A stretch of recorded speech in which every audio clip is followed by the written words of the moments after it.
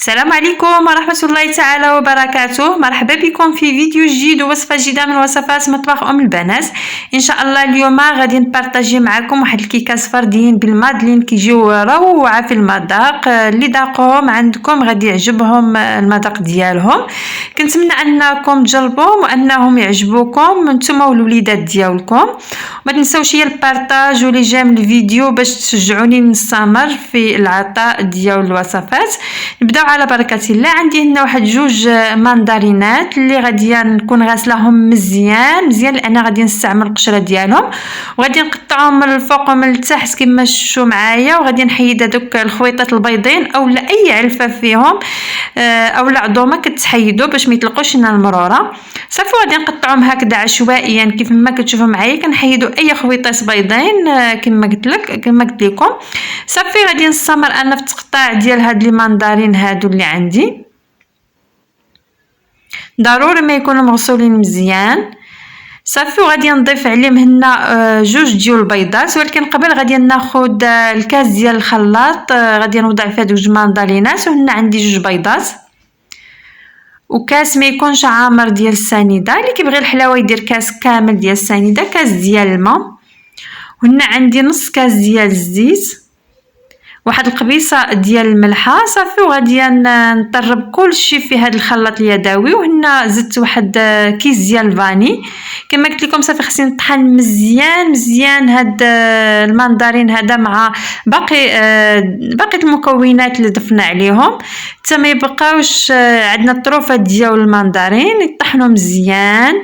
ولا عنده البالميكسور يمكن له يستعملوا. انا استعملت هذا الكاس لان يعني جميع الناس تقريبا عندهم الكاس ديال الطحانه. صافي هنا نضيف جوج كيسان اونص ديال الدقيق وجوج خمارات من فئه 8 غرام. صافي غادي نغربل هنا الدقيق، كنت باقا كاع ما غربلته، غادي نغربلو على داك الخليط اللي طحنت في الاولاني. صافي وغادي نخلط الدقيق مع داك الماندارين والبيض السنيده حتى غادي ندمج ليا كلشي. انا درتهم هنايا كيكه سفرديين، يمكن لكم ديروها كيكه بحجم عائلي اولا ديرهم حتى لي مادلين، حتى هما كيجيو زوينين.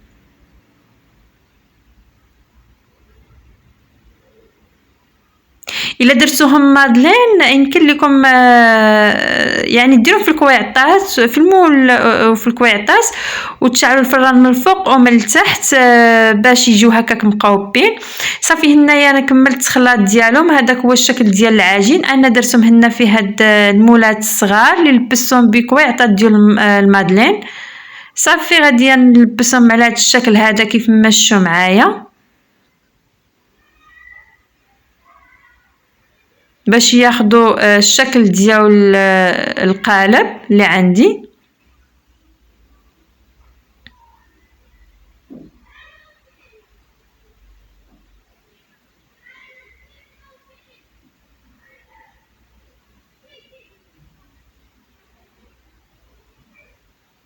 صافي دابا غادي ناخذ واحد المعلقه وغادي نبدا نكب في الخليط في دوك القوالب.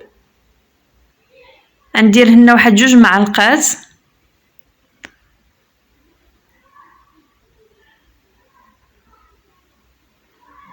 صافي غادي نستمر انا حتى غادي نكمل هاد القوالب كاملين اللي عندي. ويمكن لكم تزينوهم قبل ما تدخلوهم الفران، تزيدوا عليهم الكاوكاو كونكاسي او اللوز كونكاسي او ايفيلي، يعني اللي كان عندكم متوفر، اولا تخليهم حتى تخرجوهم من الفران كيف ما درت انا عاد تزينوهم.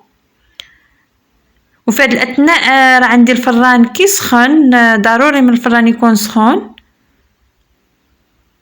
صافي كما شفتوا معايا هنا استفتهم في اللاطه، غادي نحطوهم في الفران السخون اللي تكون العافيه من التحت ونخليهم حتى يتحمروا. هذا هو الشكل ديالهم. غادي نزينهم انا بواحد شويه ديال العسل وشويه ديال الفيرميسي نوار، وعندي هنا شويه ديال الكوك هنا تزيين بسيط ويبقى يعني يمكن لكم تخليهم هكذاك بلا تزيين، تزيين كيبقى اختياري. صافي غادي ندهن هنا بشويه ديال العسل، يمكن لكم تعوضوه بالناباج الا كان عندكم اولا الكوفيتير يعني المتوفر في البيت. صافي وغادي ندير هنايا هاد الشوكولاط فيرميسيل كيف ما كتشوفوا معايا والكوك.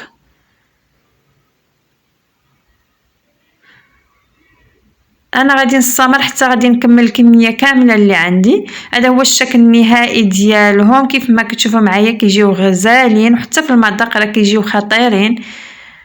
وهذا هو وقت الماندارين، علاش لا ما نستعملوش يعني في وصفات بحال هذا الشكل هادو. راه الوليدات كيعجبهم بحال هاد الوصفات يديوهم معاهم المدرسه اولا ياكلوهم في الصباح اولا العشيه. كما شفتوا معايا راه دغيا كتحيد من هذاك الورق ديال المادلين. صافي هذا هو الشكل النهائي. كنتمنى ان الوصفه تعجبكم، انكم تبارطاجيوها مع الاصدقاء ديالكم. الى فيديو قادم إن شاء الله.